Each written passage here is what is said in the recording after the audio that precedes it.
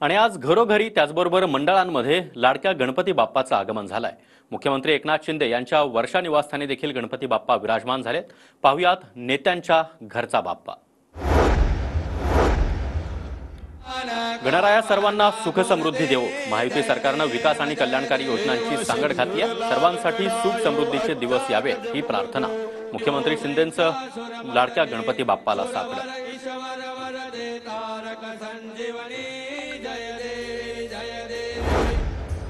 देवेंद्र फडणवीसांच्या सागर बंगल्यावर देखील बाप्पा विराजमान। फडणवीसांनी सहपरिवार केली श्री गणेशाची आरती।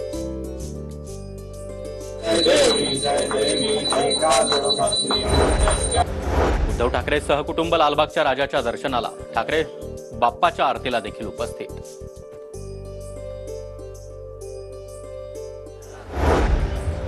मनसे अध्यक्ष राज ठाकरे यांच्या घरी देखील बाप्पा विराजमान। विधिवत पूजा करत श्री गणरायाची स्थापना।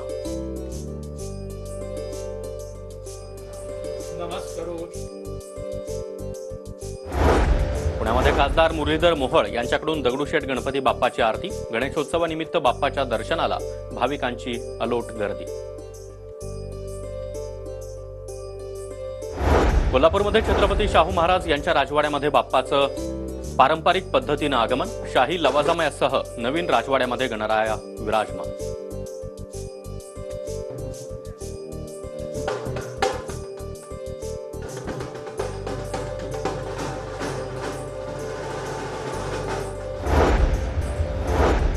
रायगडमध्ये तटकरे कुटुंबियांकडून बाप्पाचं उत्साहात स्वागत। जनतेला सुखी ठेव, तटकरे यांचं बाप्पाकडे साकडं।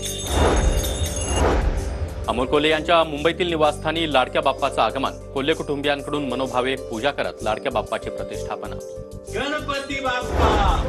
नागपूरमध्ये विरोधी पक्षनेते विजय वडेट्टीवार यांच्या निवासस्थानी देखील बाप्पा विराजमान। वडेट्टीवार कुटुंबियांकडून विधिवत बाप्पाची पूजा।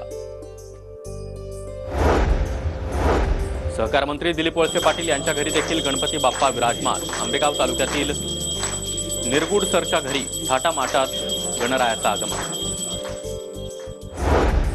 सोलापूरच्या नवनिर्वाचित खासदार प्रणिती शिंदे यांच्या घरी देखील लाडक्या बाप्पाचं आगमन। टाकळीतील जाईजुई फार्म हाऊसवर श्री गणरायाची प्रतिष्ठापना।